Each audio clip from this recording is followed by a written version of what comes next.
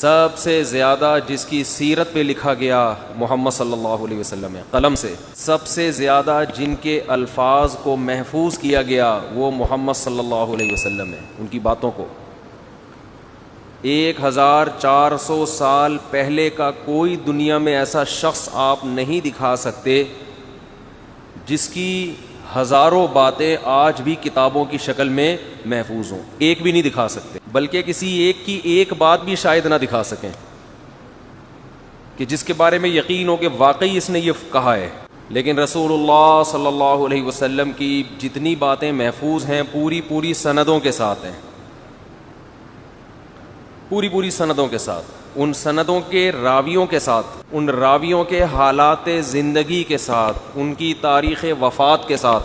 تو کوئی دنیا میں ایک بھی ایسا شخص نہیں گزرا.